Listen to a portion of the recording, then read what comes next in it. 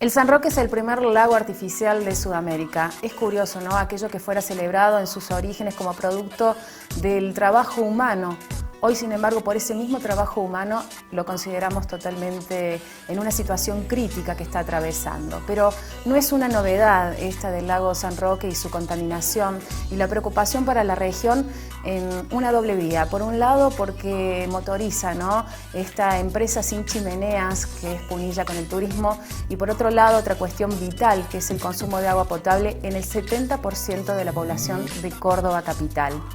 Digo, no es nuevo porque los principales estudios datan de fines de los 80, principios de los 90, donde diversos investigadores, diversas propuestas científicas ya estaban alertando sobre esta situación. La eutroficación del lago San Roque, la necesidad de su remediación, la necesidad de controlar aquellos líquidos cloacales que llegan al lago pero sin su tratamiento debido, y por otro lado también la deforestación. Bueno, son varias las causas por las cuales hoy llegamos a donde estamos, que nos sorprenden. Y estos diagnósticos que yo mencionaba tenían prácticamente la misma idea que tienen actualmente, el mismo origen. ¿Quiénes están tratando de analizar cuáles son sus causas y cómo se puede revertir? Bueno, diversos biólogos y estudiosos, hay planes de remediación desde la Municipalidad de Villa Carlos Paz, programas que en algunos casos usted también compartirá conmigo, llegan un poco tarde, dadas las advertencias anteriores, dada la esperanza, por ejemplo, de la constitución del Comité de Cuenca, que nunca llegó a revertir concretamente esta situación. Actualmente en Fuera de Cuadro lo que les proponemos es un recorrido por especialistas en la materia. Por un lado, el médico Medardo Ávila Vázquez, de Pueblos Fumigados, y por otro lado, un biólogo especializado y reconocido como lo es Raúl Montenegro. Desde el punto de vista legal también hemos convocado a Carlos Mateu, que es un ex fiscal y que también fundó una organización, Lucadesa, que se dedica a la defensa del medio ambiente. ¿Cuál es la problemática común? Que esto ya no está afectando solamente la estética del lago San Roque, sino principalmente la salud humana.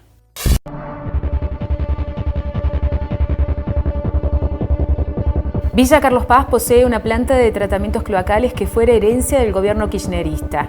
Fue inaugurada en enero de 2008 por la entonces presidente Cristina Fernández de Kirchner. Demandó un costo total de 80 millones de pesos y estuvo a cargo de la UTE conformada por las empresas Rogio y Electroingeniería.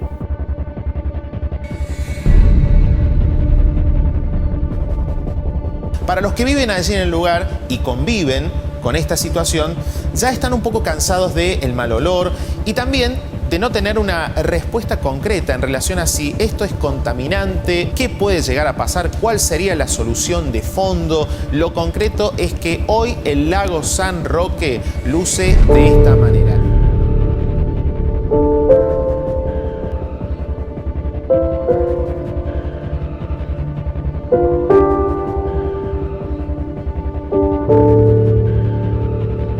En realidad lo que debe quedar en claro es de que desde fines de los 80, para poner una fecha, comienza a verse de que la mayor parte de los embalses de Córdoba están ecológicamente enfermos.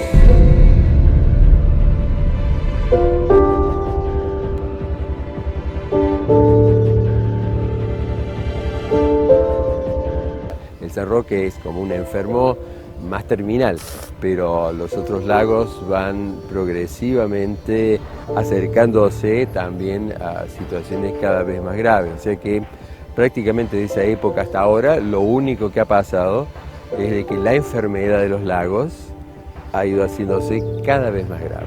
Esa es la síntesis. Claro. Parece que se pusiera de moda la palabra eutroficación, digo, pero en realidad si uno toma conciencia desde cuándo ya se estaba aplicando el término para los mismos embalses, evidentemente que la situación ha progresado, pero las políticas de remediación no se han aplicado. Es que no ha habido políticas. Vos imagínate que comparemos la situación de lo que pasaba antes con lo que está ahora. Obviamente ahora la eutroficación es mayor. ¿Qué quiere decir eutroficación? La eutroficación quiere decir que es un lago en donde hay mucho alimento, viene a ser como un lago con mucho fósforo, mucho nitrógeno, que es lo que comen las algas verdeazuladas. Entonces eso es lo que produce lo que hoy tenemos como las grandes blooms, las grandes floraciones. Bueno, todo eso se ha ido agravando. Y mientras eso se ha ido agravando, las distintas gestiones, los distintos funcionarios, los distintos gobernadores, siguen pensando que gobernar es mostrar cosas visibles y no entender las cosas que pasan y mucho menos encararlas de una forma lógica o inteligente. Es como si todo esto fue agravándose: desmonte, destrucción de las cuencas, mayor descarga de líquidos cloacales, falta de tratamiento, agravado sobre todo obviamente en verano, pero ahora es todo el año. Entonces ese es el resultado.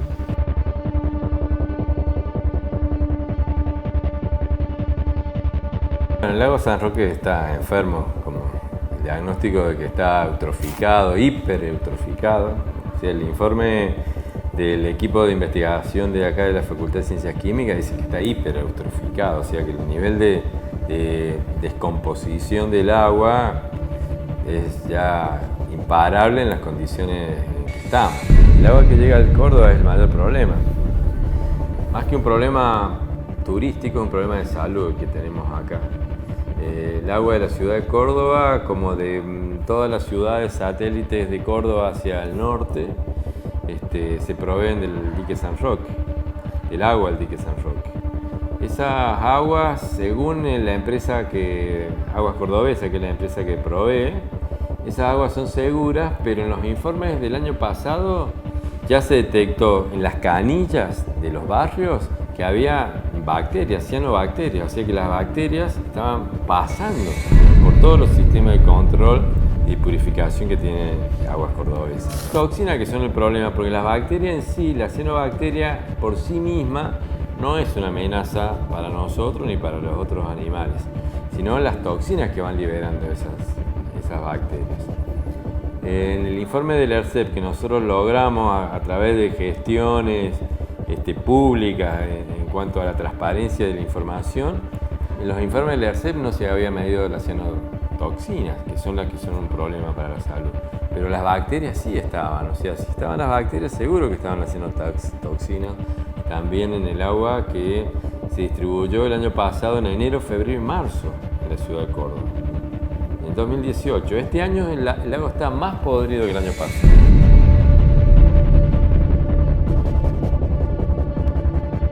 Hicimos un estudio en el río Suquía de Córdoba y después trasladamos el estudio al embalse San Roque, porque el río Suquía, que lo encontramos altamente contaminado con virus productores de diarrea y de hepatitis virales, ese río nace en el embalse San Roque. Bueno, este abordaje de estudio implicó la toma sistemática en estos puntos de muestreo y a través de distintas metodologías, que son metodologías de concentración de virus y metodologías moleculares, la detección de virus productores de diarrea y virus productores de hepatitis virales.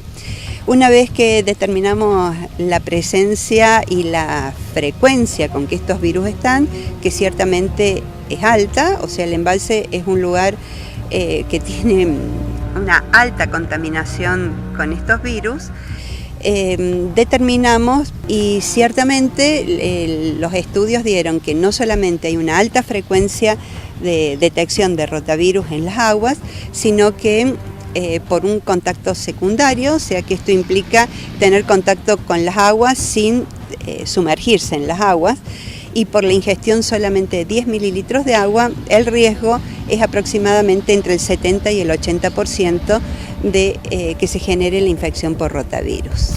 Y eso es parte de la denuncia del fiscal Mateo, y que está en la Fiscalía de Carlos Paz, y están archivadas en la Fiscalía de Carlos Paz, desgraciadamente.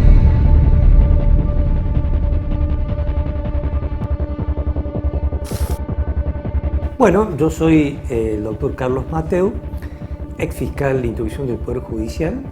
Lo he ejercido ese cargo durante los últimos 25 años y desde el año pasado me retiré para dedicarme a esta fundación ambiental que tiene por objeto principal luchar contra la contaminación que causa enfermedad. Y acá hay tres grupos de riesgos que están expuestos. Uno es la gente que tiene contacto directo con el lago, quienes practican deportes náuticos, turistas, gente que trabaja en los clubes náuticos, por el contacto directo.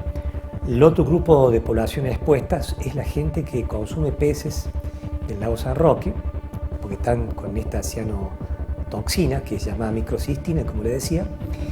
Y el tercer grupo de riesgo, que también hay que tenerlo en cuenta, es la población de la ciudad de Córdoba, que el 70% se abastece del agua del lago San Roque, a través de la empresa Aguas Cordobesa. A raíz de eso es que la Fundación Lucadesa hizo una denuncia penal contra 60 establecimientos hoteleros y gastronómicos de Villa Carlos Paz y de algunas localidades cercanas como Mayuzumá, San Antonio, La Falda, Cabalango, Tanti y otras más, que desde sus ríos costeros donde están sus establecimientos, que son 60 alrededor, tiran directamente los líquidos cloacales al lago. Estamos ingresando al desagüe del puente Casafús, donde la Municipalidad de Villa Carlos Paz está realizando un operativo para determinar quiénes son los vecinos y comerciantes que arrojan líquidos crudos al lago San Roque. Realmente el olor que hay en este lugar es nauseabundo. Ustedes pueden observar todos los desechos que se tiran a un desagüe donde realmente solo debería haber agua.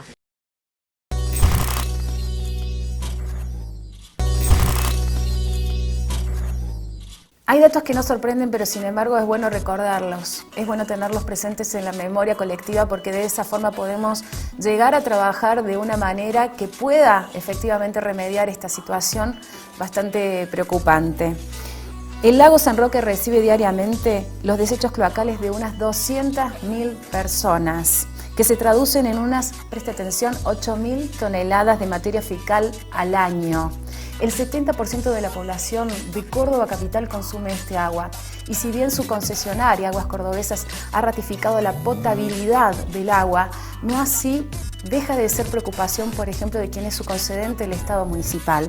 De hecho, hace poco, el precandidato a gobernador Ramón Mestre ya había mencionado su preocupación respecto de la potabilidad del agua que consumen los cordobeses y había mencionado también que se necesitan tan solo, porque no parece una suma alta, pero para ellos es bastante frecuente hablar de millones de pesos, 9.600 millones de pesos en la remediación del lago y también en las 13 comunas que componen esta cuenca. Se falta, por supuesto, de voluntad política. Se hace falta de, por otro lado, también concientización, algo que vienen realizando los vecinos de Villa Carlos Paz a través de las limpiezas cotidianas, pero por supuesto no se resuelve el tema de fondo. Sí se resolvería en cambio si, por ejemplo, tantos vecinos a los cuales se les vienen detectando los distintos caños ilegales que conectan directamente los efluentes sin tratar al lago, bueno, si pudieran tomar conciencia de lo que significa aquello que están aportando diariamente, o por lo menos si existieran organismos públicos encargados de castigar aquellas acciones, tal vez podríamos empezar cada uno de nosotros a tomar el toro por las astas. El lago hoy está contaminado, necesita una remediación, y es la segunda parte de nuestro informe. Además de la planta de tratamiento, se construyeron las estaciones de bombeo y la cloaca máxima que se decía iba a depurar 55 millones de litros de agua por día y a beneficiar a 1,3 millones de habitantes de Córdoba y Gran Córdoba. A la fecha, solo el 30% de la población está conectado al sistema de cloacas.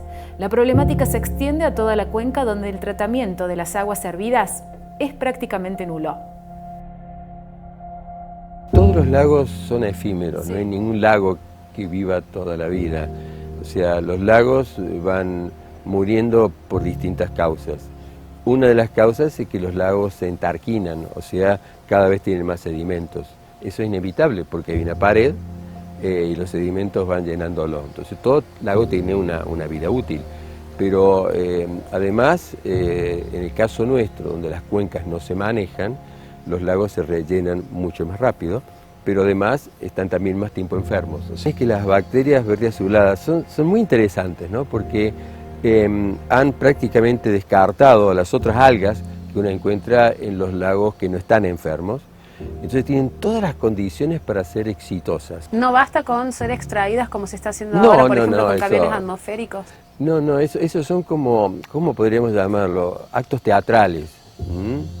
Es actos teatrales porque en realidad las bacterias veraculadas son tremendamente resistentes. Hay cosas increíbles, o sea, tienen, por ejemplo, pueden almacenar dióxido de carbono y reproducirse cuando otros organismos no lo pueden hacer.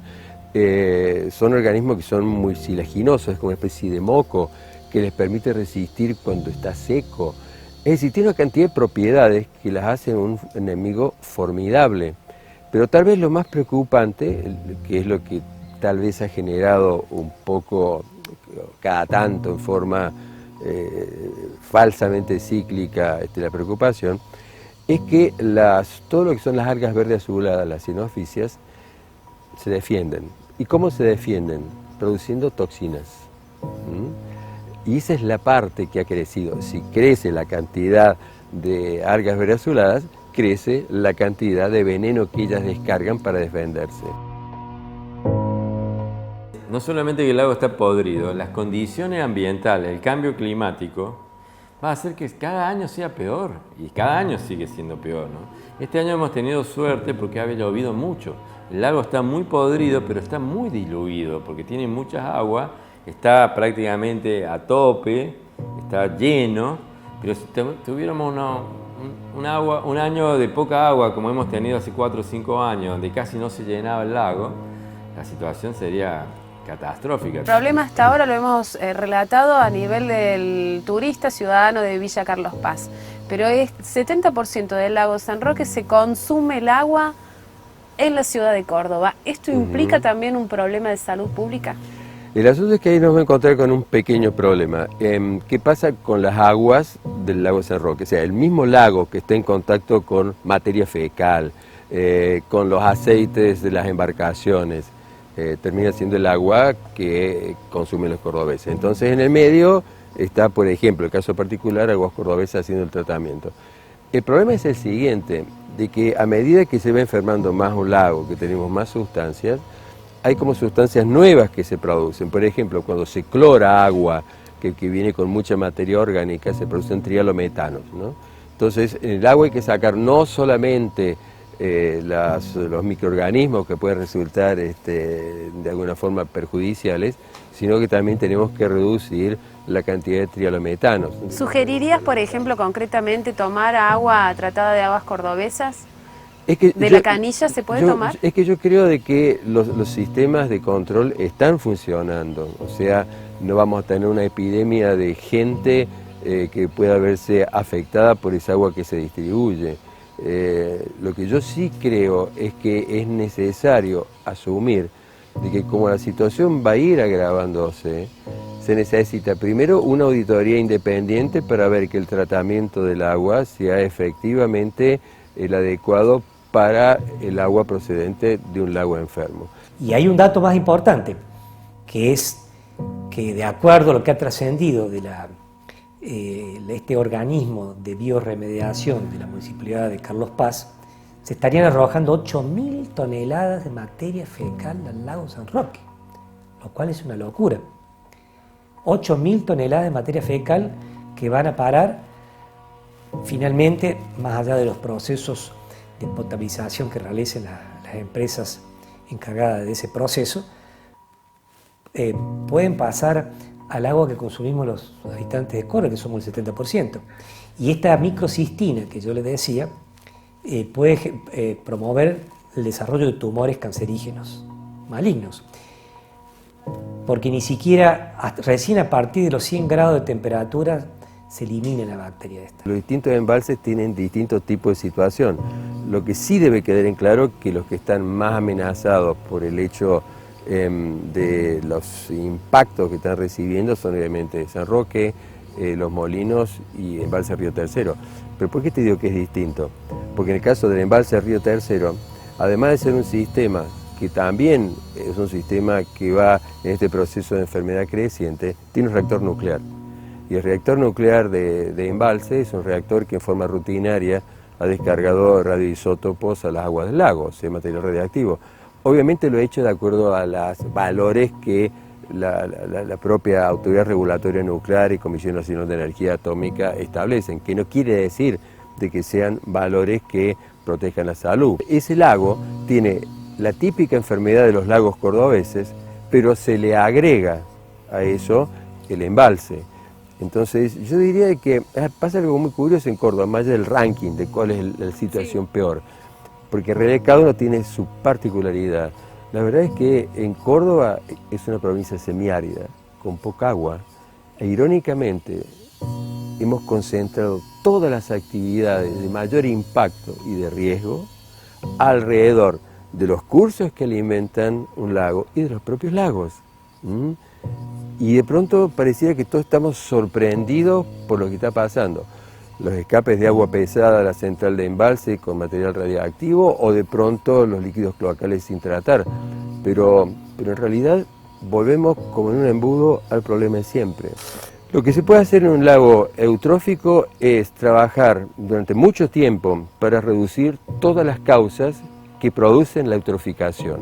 Y desde ese punto de vista se puede hacer. ¿Desacelerar el proceso sería? Desacelerar el proceso, yo puedo hacer que ingrese menos fósforo, menos nitrógeno, pero necesitaría menos incendios en las épocas en que se incendian los pocos ambientes nativos intactos que tenemos, pero también necesitaría para el tratamiento de lo que es los líquidos cloacales, para que no impacten, para que no produzcan eutroficación, tiene que ser tratamiento terciario, que es muy costoso. Técnicamente, políticamente, comunitariamente, ¿se puede mejorar la condición del lago San Roque? Sí, totalmente. El problema no son las bacterias, las algas veraculadas. El problema son los funcionarios que no entienden lo que le está pasando a un lago. Ese me parece que es el principal problema.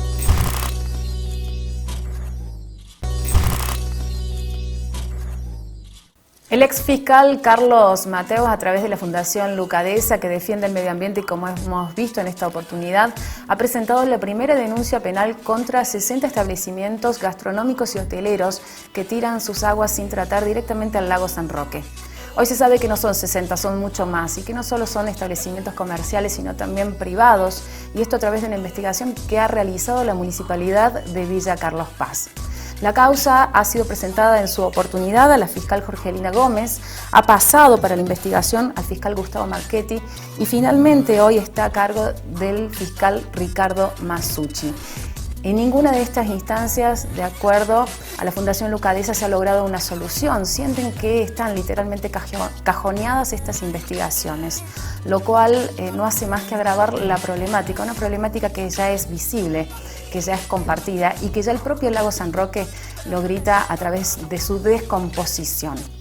Esto ha sido todo por hoy. No me quiero ir sin antes agradecer la incorporación de Carolina Rodríguez, que se ha sumado a la investigación periodística, y por supuesto mi amigo que siempre continúa, Pablo García, en cámara y edición. Vamos a estar aquí juntos durante toda esta tercera temporada presentando novedades aquí en Fuera de Cuadro. Muchas gracias.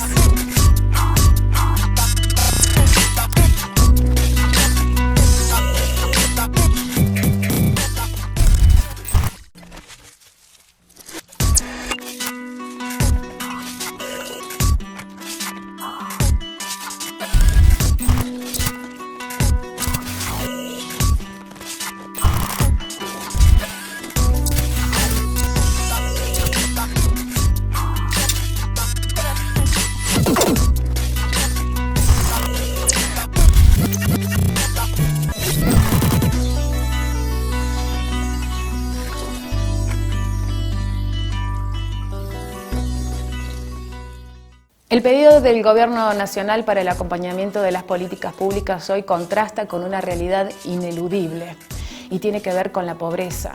Es muy difícil pensar y es muy difícil apoyar decisiones gubernamentales que van a impactar en nuestra economía diaria cuando lo que el 32% de los argentinos hoy está definiendo es si come o no come, si trae o no trae un plato de comida a su mesa. Y lo más grave todavía es que frente a este rostro estigmatizado de la pobreza que uno podría imaginarse cuando piensa y habla de este tema, personas en condiciones de hacinamiento, calles de barro, por ejemplo, y muchísimas circunstancias muy relativas, ¿no?, a esta condición, hoy hablar de pobreza nos obliga a ampliar la mirada, nos obliga a mirar incluso y buscar dentro de la gente trabajadora. De aquellos maestros que son jefes de familia, por ejemplo, perfectamente podríamos estar hablando de esto. También podríamos estar hablando de esto, por ejemplo, con el rostro de un jubilado. Es decir, hay muchas personas hoy que saliendo a trabajar no alcanzan a vivir dignamente. Y si queremos seguir escarbando en este rostro de la pobreza, tendríamos que fijarnos en los niños. Y entonces ahí la realidad es todavía más alarmante. En este último tiempo, 600.000 niños se han sumado a la línea de la pobreza. Eso significa que hay algo así como 5 millones de niños, niñas y adolescentes de 0 a 17 años que están en esta situación, que están privados de algún derecho esencial. El dato es realmente alarmante, no solo en nuestro presente, sino también de cara al futuro. ¿Qué esperamos de nuestra Argentina? ¿Quiénes van a ser entonces el futuro de nuestro país si ya de chicos los estamos privando y de alguna manera los estamos condenando a un fracaso si es que no pueden acceder definitivamente a cuestiones tan esenciales como la alimentación y la educación? Todos estos temas en Fuera de Cuadro.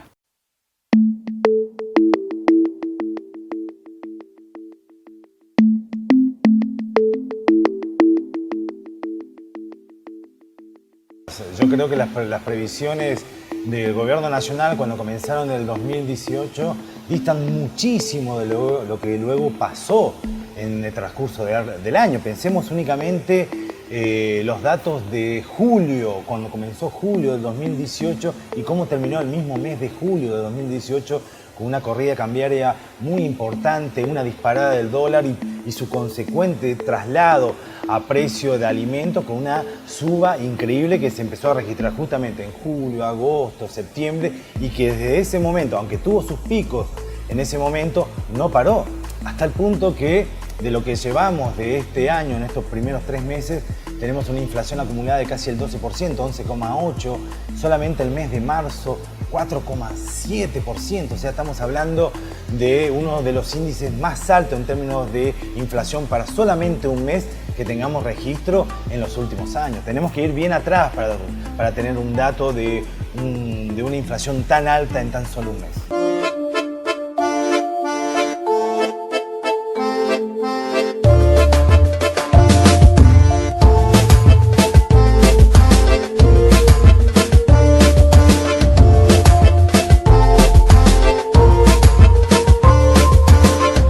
Básicamente nosotros acá es uno de nuestros centros comunitarios que tenemos en Capital, tenemos casi 50. Acá desarrollamos distintas tareas, no solamente la asistencia en una copa de leche y una olla popular que funciona ahora cada vez más, 2 o 3 veces por semana, pero también tenemos un taller de teatro, tenemos apoyo escolar, también tenemos un curso de capacitación en manualidades. Las chicas se organizan alrededor de esto que venimos desarrollando ya hace prácticamente un par de años. Tratamos de buscar un recurso para que ellos puedan sobrevivir y la verdad que es muy poco lo que tenemos, solamente el salario complementario social, que son 6.000 pesos y que a muchas personas no les ayuda. Hoy en día, como está la crisis acá, no les ayuda. ¿Son cada vez más los que se acercan? Mucho más, mucho más. Tenemos 15 personas en una cuadrilla, tenemos un grupo de jóvenes, 10 jóvenes, tenemos chicas en la cocina que están para el comedor y para la copa de leche. Es un trabajo muy grande, con mucha voluntad y esfuerzo, ¿no? Muchas de estas mujeres y estos hombres, a los cuales algunos nos estigmatizan y nos dicen que somos los negros choriplaneros, las negras choriplaneras, que nuestras mujeres o que nuestras hijas se embarazan para cobrar un plan social, hacemos los esfuerzos necesarios porque no queremos vivir de la caridad del existencialismo. Creemos que es a través del trabajo digno que se resuelve esto. ¿Y cómo? A través de la economía popular. Indudablemente hay un agravamiento de la herencia recibida. La herencia recibida fue efectivamente muy pesada. Te pongo un ejemplo, vos al haber tenido tanto tiempo, tantos años congelados las tarifas y no poder pagar el costo básico para el funcionamiento de los servicios, cuando salís de ese esquema tenés un cimbronazo en los presupuestos de la familia. Pero, o sea que hay una gran parte efectivamente de herencia. Por ejemplo, la Argentina no genera empleo desde el año 2011. Eso es herencia pura, no hay forma de mirar para otro lado con eso. Pero Mauricio Macri agravó las condiciones para manejar esa herencia. Es como si yo te dijera, ahora que ocurrió esto tan lamentable de París, es como si yo te dijera, hubo alguien que dejó un incendio, pero el bombero que vino se equivocó, en lugar de echar agua echó nafta, en algunas cosas echó nafta.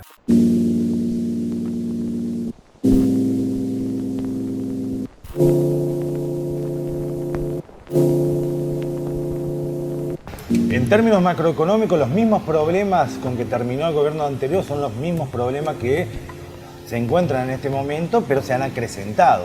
Se han acrecentado. El déficit fiscal es más alto, los problemas de inflación son mucho más altos.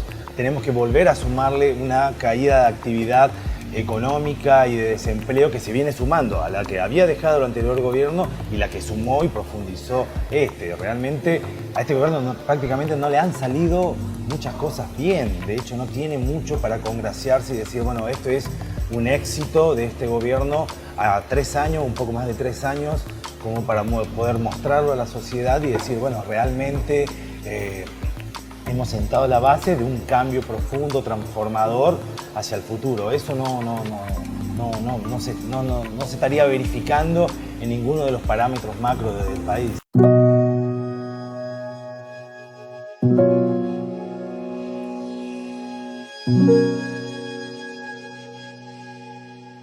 Bueno, nosotros trabajamos por zona. Nosotros somos la zona sur, donde hay 11 barrios. Y cada uno tiene, casi trabajan todos parecidos, con cuadrillas de trabajo, algunos en manualidades. Aparte de hacer eso, tienen sus centros comunitarios, donde le dan de comer a muchos niños de 60 para arriba, porque nunca bajan. Y bueno, también algunos adultos, algunas personas que son ancianas y que en este tiempo están pasando una situación económica también bastante jodida. Incluso en nuestras cuadrillas también tenemos gente adulta que tiene de 50 años para arriba, 60, que ellos ya no tienen trabajo ni a dónde trabajar y no nos aceptan en ningún lado. Trabajan ellos con nosotros, con las cuadrillas. Para mí una buena fotografía es decir, la pobreza en Córdoba es a las 6:30 de la mañana en cualquier parada de colectivo de las barriadas populares de Córdoba. Ahí está eso también, y son todos trabajadores, Son todas personas que están yendo a un trabajo que seguramente van a dejar esfuerzo por no menos de 8 horas, van a volver a sus casas con una única y plena seguridad. Con esos ingresos no van a salir de la pobreza. Es insuficiente porque todos los días tenemos una familia más, todos los días tenemos un abuelo más, todos los días tenemos un niño o una niña más, que ya no es solamente venir solamente por un plato de comida, sino venir a querer ser parte de algo, ¿no? También hay muchas madres que llegan desesperadas a golpear nuestras puertas porque no quieren que sus hijos caigan en manos de las redes delictivas. Ante eso también estamos batallando y es tan claro y tan importante la ayuda del Estado en estos momentos porque el Estado todavía nos ve como adversarios y no nos ve como unos verdaderos articuladores estratégicos a la hora de implementar políticas públicas que puedan terminar con este flagelo de la pobreza. Porque el flagelo de la pobreza no es solo un problema de movilidad económica, es también, hay que mirarlo desde un aspecto multidimensional. Para nosotros el trabajo es un ordenador. Todo en estos momentos, alimentos, asistencia a la emergencia, es insuficiente porque el gobierno nacional, lamentablemente, nos deja como herencia este gobierno de Mauricio Macri, nos deja como herencia el hambre.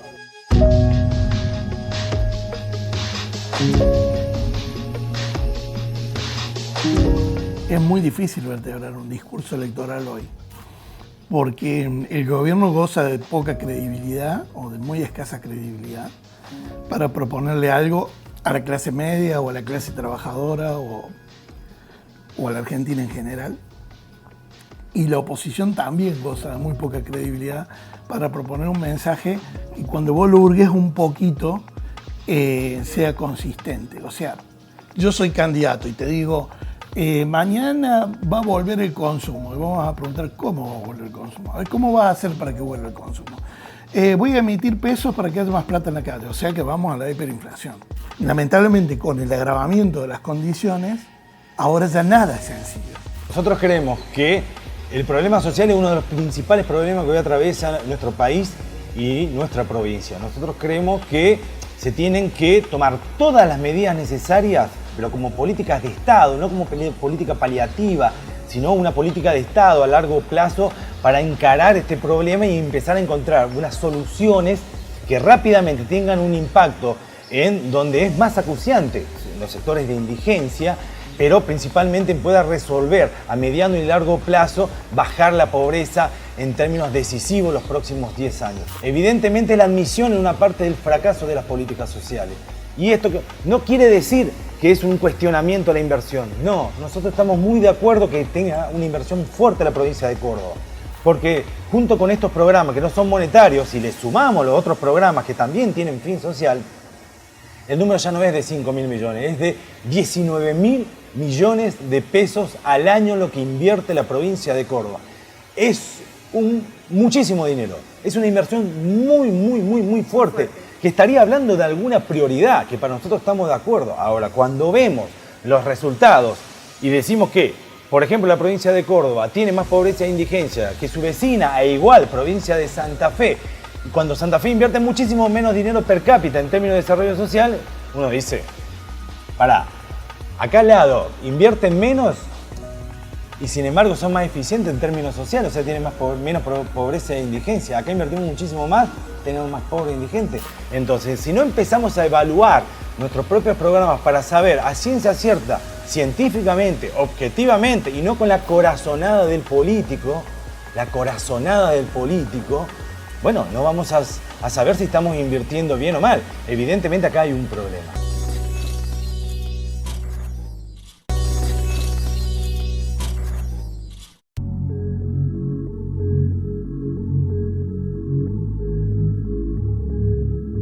Niños y familias completas vienen a golpear nuestras puertas porque básicamente no hay un plato de comida en la casa. Y es grave y es preocupante porque la UCA y el INDEC vienen a poner número a lo que nosotros vivimos. Pero detrás de esta estadística fría, atrás de esos 600.000 niños que hoy han caído en la pobreza o que no tienen para garantizar un plato de comida, están ellos y ellas, que detrás de eso hay derechos, hay sueños, tienen nombre y tienen apellido. Y para nosotros es muy importante porque significa que muchos de estos niños, si no contienen o no tienen el acceso a una alimentación saludable durante los primeros años, es bastante difícil que estos niños se puedan acercar a incluirse en el trabajo, a incluirse en la educación, y para nosotros es realmente muy grave porque son nuestros hijos además. Hoy, para no caer en situación de pobreza, una familia tipo, o sea, dos adultos y 2 niños, necesitan ingresos, cualquier tipo de ingreso, pero sumar una cantidad de ingresos que no puede bajar de los 27.500 pesos. 27.500 pesos por mes. Entonces yo te voy a preguntar, Lorena, ¿cuántos trabajadores, y no te hablo de los que están en situación irregular, conocido en la informalidad, que seguramente cobran menos que los que trabajan en blanco, pero cuántos de los que están en blanco inician sus trabajos y tienen ingresos que están por debajo de los 27.570 pesos o 1.000 pesos más? Tenemos un proceso de pauperización de los ingresos que hace que este fenómeno de la pobreza se extienda más allá de esos sectores que tradicionalmente podían estar comprendidos y que uno los puede tratar de ubicar en el contorno de cualquier de los ejidos urbanos, del Gran Córdoba o de Gran Río Cuarto, y hoy se parece más o abarca más al sector inclusive del trabajo. ¿Te llega gente con hambre? Sí, comen una sola vez al día, una familia tipo. Me pasa a mí, yo vivo en Hogar 3 y somos 4, mis 2 hijos y mi esposo, y comemos una sola vez nada más. Y le pasa a cada uno de mis compañeros que están acá. Imagínate lo que tienen 6, 7 hijos.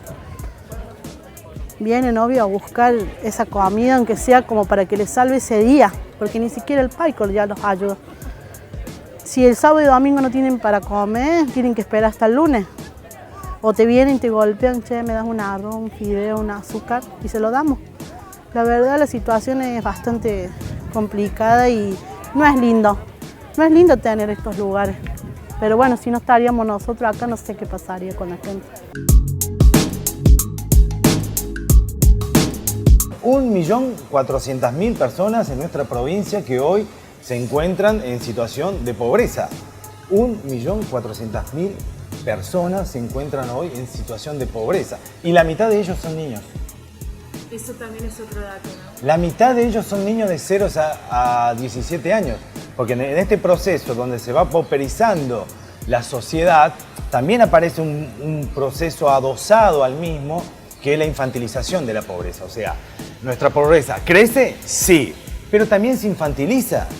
Entonces, el rostro, si nosotros queremos poner rostro a la pobreza, pensemos en niños y no nos vamos a equivocar. Y si queremos ser más exactos, pensemos en niñas, porque también son más niñas. Ese es el rostro de la pobreza hoy en Argentina. Y la mayoría sí llegan a nosotros por algo que han escuchado, han visto, un festival, una feria, y que le ha gustado a la mayoría. Lo más, sobre todo, que nos cuesta a nosotros es sacar al chico en su marginalidad social que le imponen, digamos, ¿entendés? Porque eso es lo que lo llevan a ellos a la droga. ¿Cuál es la marginalidad social? Y digamos, un barrio, el nombre de un barrio te dice si podés o no estar en un trabajo, cómo te mira la gente por estar vestido así, por tu color de piel muchas veces, ¿entendés? Cosas que experiencia misma que he vivido en carne y hueso y bueno, eso es lo que queremos nosotros, más o menos llegar a los chicos, sacarlo de esa esquina donde su vida se puede llegar a arruinar y darle acá un apoyo moral y algo para que aprendan en un futuro poder vivir de eso. Nosotros nos enfrentamos a una realidad totalmente distinta. Estas organizaciones que contemplan una parte de estos jóvenes que hoy enfrentamos este flagelo de la muerte, ¿no? Para nosotros es la muerte donde muchos hijos y muchas hijas nuestras están cooptados. Muchas madres llegan muy preocupadas que los anotemos en algún curso, que sean parte de alguna cuadrilla, porque no quieren que sus hijos vendan droga. Quieren que sus hijos tengan un futuro, que tengan un futuro digno y que tengan un futuro en paz. Nosotros queremos vivir en paz. Ese es nuestro aporte a la reconstrucción de esta terrible ruptura del tejido social. Hoy nosotros nos enfrentamos a una realidad quizás nunca vista en nuestro país. Tener actualmente la mitad de nuestros niños en condiciones de pobreza realmente es haber puesto una hipoteca sobre nuestro futuro. Es imposible, nos estaríamos mintiendo si nosotros pensamos en un país o soñamos en un país de desarrollo manteniendo estos niveles y porcentajes de pobreza e indigencia. Reitero, la mitad de nuestros niños en condiciones de pobreza. ¿Eso qué quiere decir? Una limitación muy fuerte, como vos decís, en términos de las oportunidades que nosotros estamos dando y brindando para todas esas personas. Pero las oportunidades que hoy no le estamos brindando, en realidad luego se traducen en las capacidades sociales que nos van a faltar.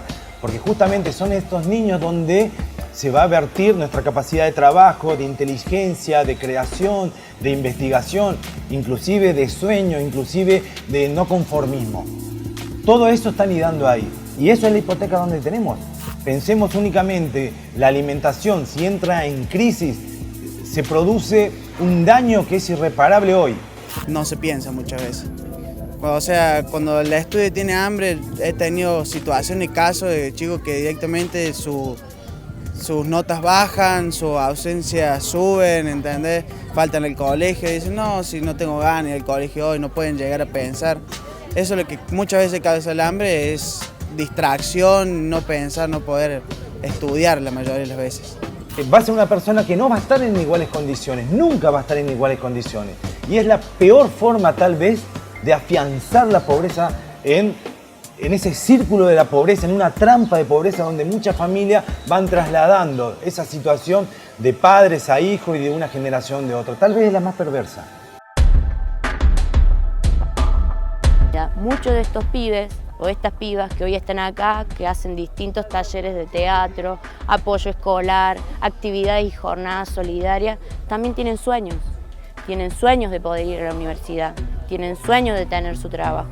Esos sueños se han terminado cuando la realidad tan dura y tan difícil hace que ese sueño sea imposible. Y ese sueño de tener felicidad y de poder vivir bien, de comprarte una camisa, de tener un pantalón, es parte también de los sueños que tienen los sectores humildes. Someter a una cantidad de familias a una situación de violencia extrema como es no poder nutrirse, genera una violencia y una consistencia que luego se va a trasladar como violencia al resto de la sociedad. Después tenemos datos de inseguridad donde la gente dice, no entiendo cómo la gente mata por un celular. ¿Cómo no te va a matar por un celular? Si no, hay gente que no está comiendo.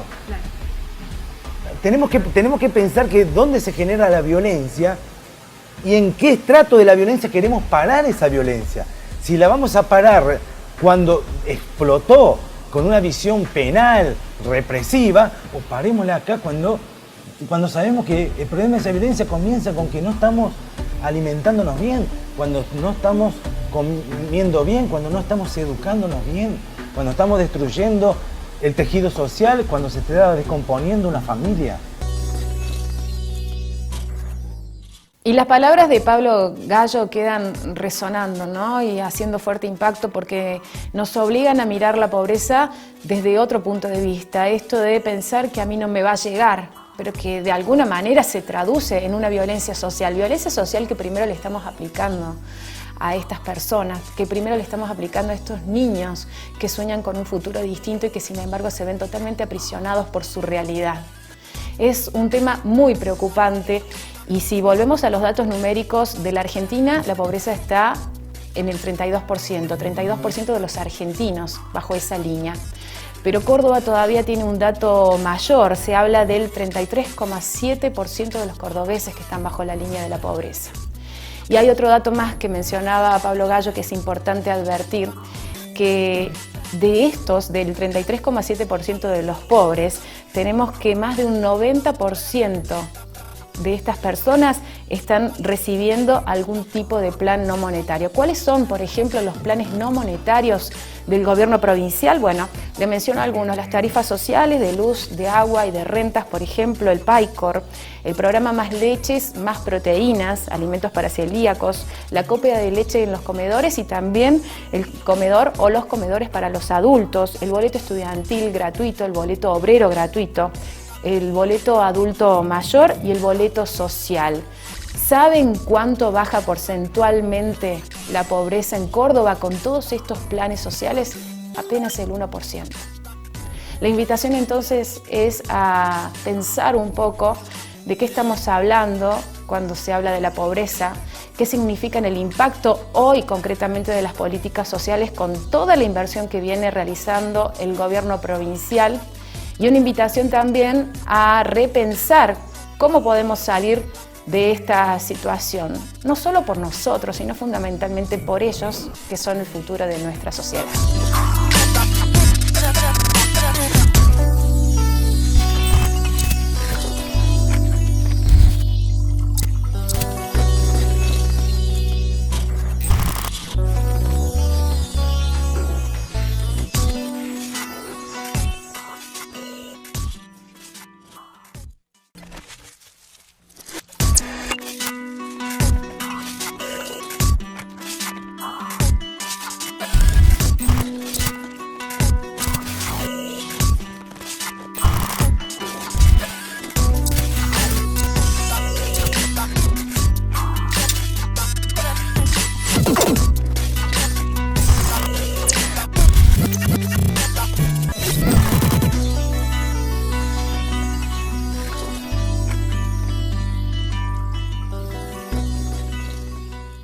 La semana pasada los invitábamos a reflexionar el trabajo sexual y el lugar que ocupan las trabajadoras sexuales, visibilizando esta problemática y tratándola de sacar desde ese lugar de clandestinidad que hace que simplemente invisibilicemos, que simplemente miremos para el costado. A pesar de que dicen, ¿no? Es uno de los trabajos más antiguos de las sociedades humanas.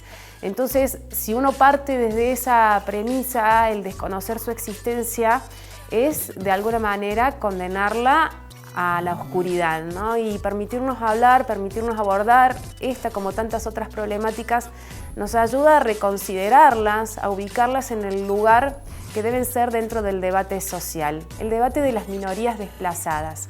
Hoy no vamos a hablar de las minorías desplazadas, vamos a hablar de las mayorías, pero también de un tema que muchas veces se condena a la clandestinidad en el sentido de que no se trata, de que no se debate en la mesa, de que queda siempre flotando en el aire, de que hay algún otro, tal vez la escuela, el que lo deba tratar y no nosotros como padres responsables. Y me refiero puntualmente a las enfermedades de transmisión sexual.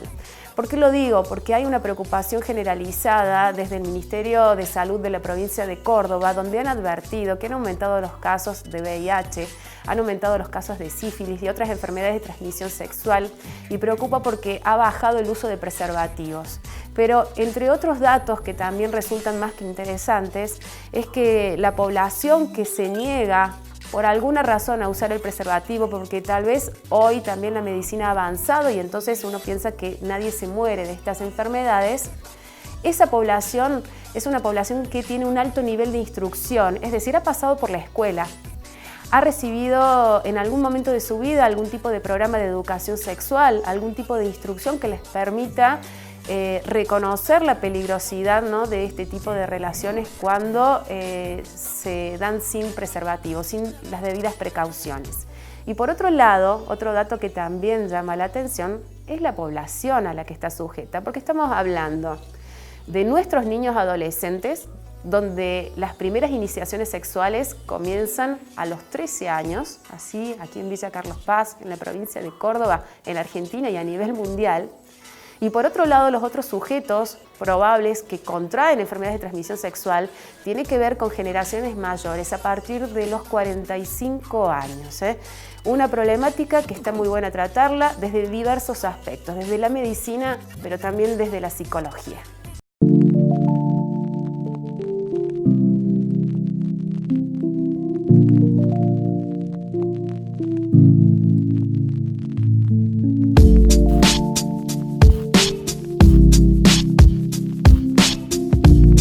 Hoy todos acceden al nivel secundario, que es obligatorio, ¿sí? Deberían tener más educación.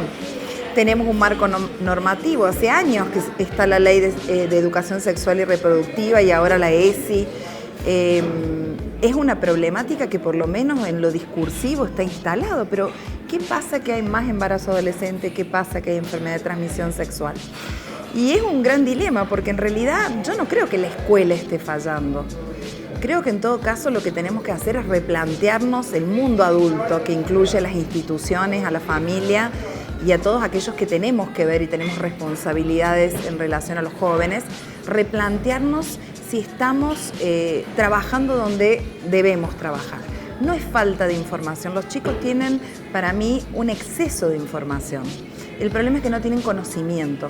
Uno no puede entender cuando uno da talleres en las escuelas donde hay atención, hay la idea de ofrecer un espacio para que los jóvenes puedan conocerse, cuidarse, prevenir.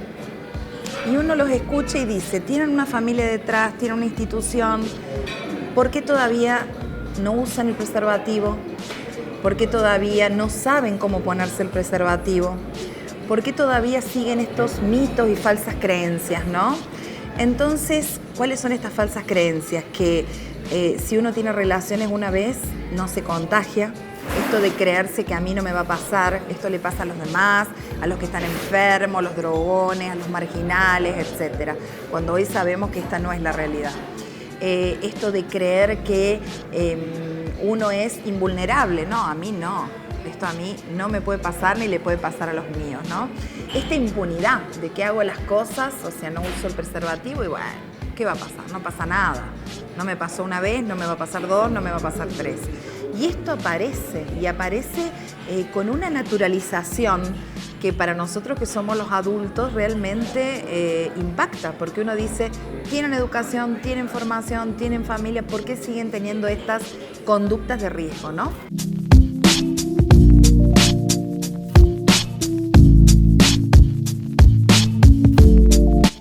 Lo que pasa es que hay una tendencia al encuentro sexual no programado, los encuentros ocasionales donde no tiene participación la prevención. Y bueno, y por ahí hay algunos mitos que intentamos derribar en cuanto al que el preservativo te resta calidad de tu encuentro sexual, que el preservativo no protege todo lo que debe proteger. El preservativo de látex masculino usado siempre en todos los encuentros sexuales y en todos los momentos de un encuentro sexual es 97% efectivo para impedir las infecciones y el embarazo. O sea que eso lo vamos a sostener siempre. Siempre que sea un preservativo de calidad, que reúna las normas de control de calidad, que tenga fecha de vencimiento adecuada y que se use con gel, no solo para mejorar el confort y la adherencia, sino la adherencia al uso del preservativo, sino para que evite el deslizamiento y la ruptura. Hay mucha enfermedad, ha vuelto mucho la sífilis, el herpes, la asociación herpes y sífilis, el HPV. El HPV es una enfermedad que es totalmente asintomática y el hombre puede ser portador sano y contagiar y no saber que está contagiando. Entonces, esto de que estar aparentemente sanos y creerse que no nos va a pasar, no se cuidan y hace que hoy por hoy tengamos un montón de enfermedades que antes no se veían. Y hay una población muy amplia entre los 15 y los 22 años más o menos, que es la mayoría. Y después empiezan a aparecer algunas en pacientes 45, 50. Me ha pasado, ¿por qué? Porque son pacientes con nuevas parejas y que ya están a lo mejor menopáusicas y que no se cuidan. Y las enfermedades están a la orden del día. Siempre se habla de un currículum explícito y el currículum oculto, ¿no? Aquello que forma parte de las prácticas y de los hábitos. Digo, ¿será que todavía nuestros jóvenes siguen percibiendo más aquello que no decimos que aquello que explicitamos? Creo que es fundamental. Por empezar, nosotros tenemos un marco normativo que nos habla de educación sexual integral, cuando en realidad si nosotros indagáramos un poco en las biografías de los docentes y de quienes como profesionales debemos promover y garantizar que los chicos tengan la información para cuidarse, nos damos cuenta que todavía hay muchos tabúes. Hay todavía mucha que tiene que ver con las biografías y las trayectorias personales. O sea, del sexo hay que hablar, pero no se hablaba. De la sexualidad hay discusiones al respecto, pero no pueden ser estas discusiones polarizadas en el sentido de ¿damos educación sexual o no la damos? Hay una ley, es una política pública, la comunidad educativa y los adultos estamos obligados a garantizarla.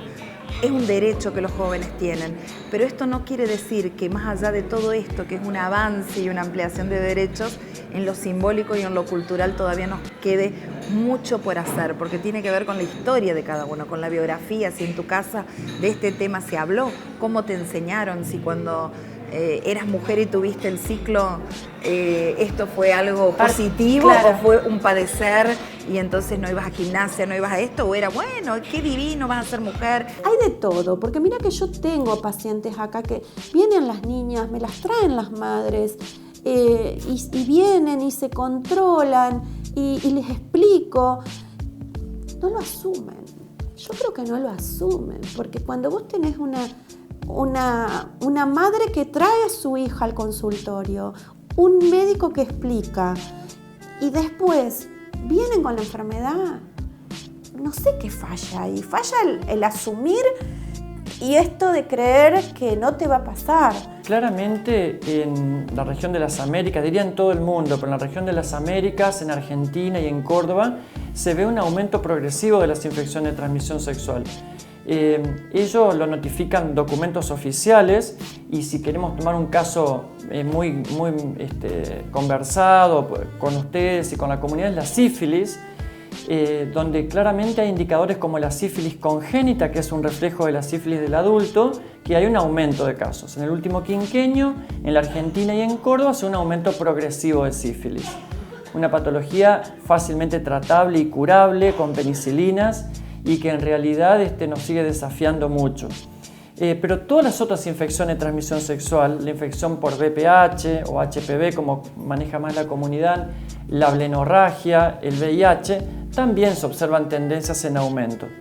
Entonces el Estado dispone de ciertos recursos y los pone al servicio de la comunidad, como son, por ejemplo, el acceso a la consulta y a los tratamientos, y no solo en los centros de salud.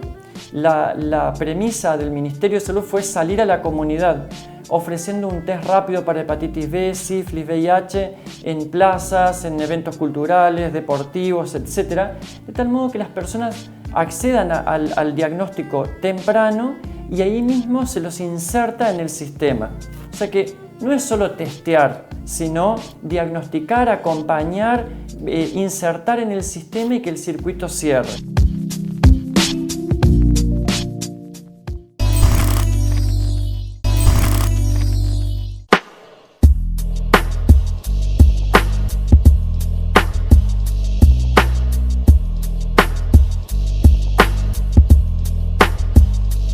¿Es difícil que un adolescente lleve un preservativo en su mochila o en su pantalón, no? Es muy difícil y lo más gracioso es que a veces lo llevan escondido en la billetera y no se dan cuenta que se vence o que se gasta o se rompe cuando lo abren esa billetera, la guardan, la tiran, etcétera, ¿no? A mí me pasó una cosa hablando de esto muy graciosa. Yo estaba dando un taller de educación sexual integral, entonces, bueno, trabajamos con la modalidad de que ellos hagan preguntas en absoluta libertad, de acuerdo a sus curiosidades y de forma anónima. Entonces, en un momento, nosotros habíamos traído preservativo, preguntamos y un chico saca una billetera y nos muestra. Y era un cuadradito tan gastado, tan ajado, tan todo. Y él, con mucha así candidez, nos muestra esto y dice, esto es lo que tengo. Y todos le decían, ¿hace cuántos siglos que lo tenés? Porque era un desastre en el Estado. Y él creía que él podía usarlo de esa manera. Entonces cuando le preguntamos, ¿y cómo pensás que hay que usarlo? Y lo primero que hizo mal, ponérselo en la boca y abrirlo con la boca, ¿no? No se asume lo que denominamos autopercepción del riesgo. Es decir, yo no soy homosexual, no soy adicto a droga, no soy trabajador ni trabajadora sexual, ¿por qué me va a pasar a mí? ¿Y qué vemos los datos? El aumento en heterosexuales, en la mujer embarazada, en la persona de tercera y cuarta edad, hay un aumento. ¿Dónde está concentrada la epidemia de VIH? En hombres que tienen sexo con hombres adolescentes, 14 a 19 años, y en mujeres de 45 a 55 años. Ya no menstruan, no tienen riesgo de embarazo, ya han cambiado su pareja o no tienen pareja, y es una franja etaria que no los alcanzó la educación sexual integral. O sea, tenemos los datos claros donde se afecta más estos problemas, pero en realidad llegar a esas poblaciones para que se autoperciban como probables candidatas a tener una infección de transmisión sexual es difícil. Creo que todo el mundo sabe cuáles son las pautas para cuidarse. Y lo que vemos es que en realidad muchas de las infecciones de transmisión sexual se dan en personas que tienen un nivel de acceso a la educación formal, me refiero a universitarios, profesionales, donde hay mucha incidencia de infecciones de transmisión sexual y han recibido formalmente módulos de ITS, de infección de transmisión sexual. Sin embargo, también se infectan. Creo que no se asume que vivimos en un contexto de epidemia, no para sembrar pánico, sino para sembrar prevención, prácticas sexuales saludables. 10, 15 relaciones sexuales en una semana, no importa. Lo importante es que haya una barrera y que si una persona se reconoce expuesta, consulte oportunamente y se hagan los análisis. Hay chicos que están usando un preservativo, si es que lo usan, porque no lo están usando siempre, y cuando lo usan mal, de manera incorrecta. Y tal vez la pregunta que deberíamos hacernos si esto culturalmente era un tema que hablábamos con ese nivel de explicitación, o era un tema que se enunciaba, hay que usar el preservativo, pero nadie se ocupaba de enseñar, si no era el papá de manera privada, etc. Entonces hay algo en donde hay una gran brecha, y es lo cultural.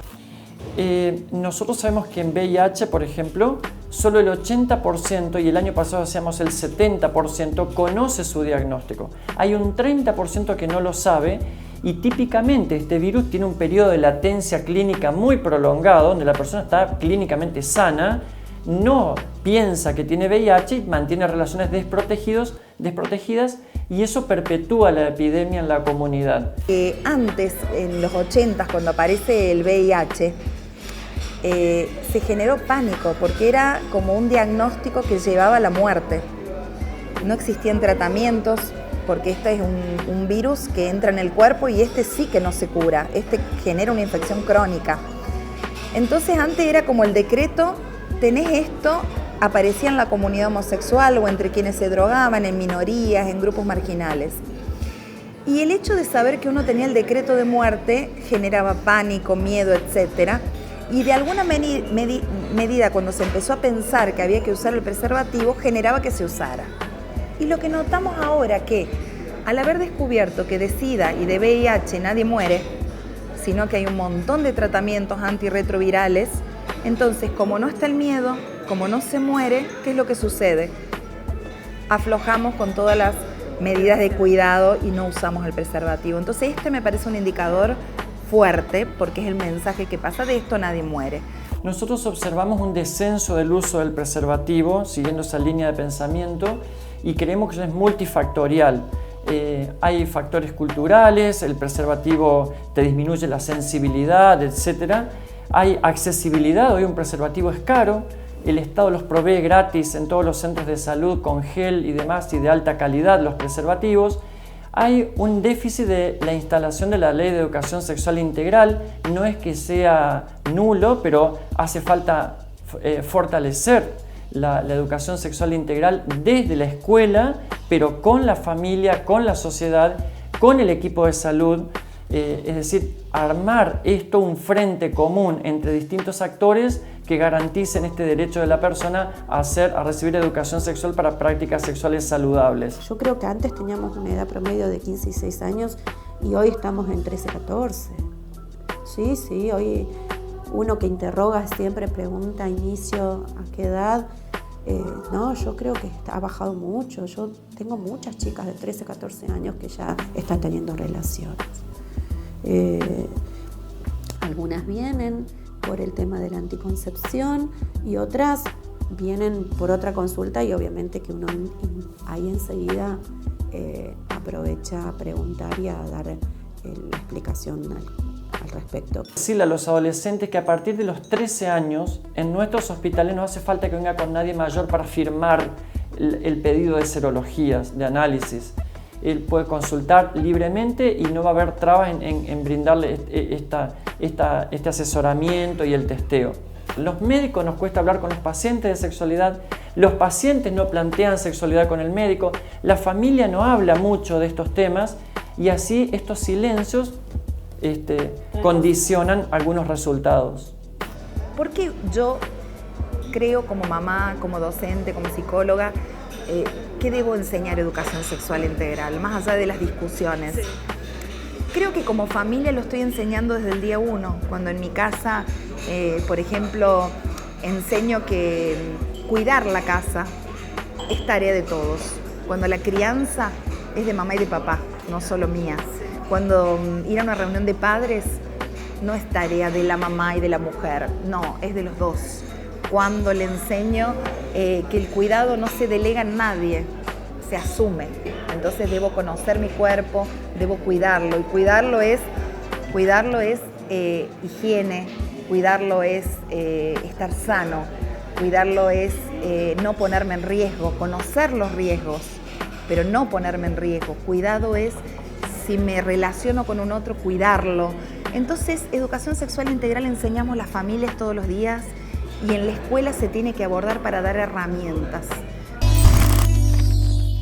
Y esta ha sido la invitación de Fuera de Cuadro en el programa de hoy, ¿no? Recorrer a través de los profesionales, de esta mirada, de la mirada clínica y de la mirada también desde la psicología, advertir dónde está, entre comillas, el fracaso en la educación que hace percibir a los jóvenes como que no van a asumir ningún riesgo si no se cuidan, y también a los adultos, a las mujeres menopáusicas, el hecho de que el solo hecho de no quedar embarazadas parece que legitima el no uso del preservativo, ¿no? Un tema que insisto, muchas veces se evita, no se trata en la mesa, pero que debería ser un tema de debate, porque en el fondo lo que está en riesgo es nuestra propia salud y la salud pública.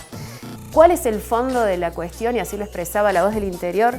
Las enfermedades de transmisión sexual se propagan entre nosotros simplemente porque las negamos. Solo podemos prevenir aquello que pensemos que es factible siempre y cuando hablemos del tema y tomemos las medidas pertinentes.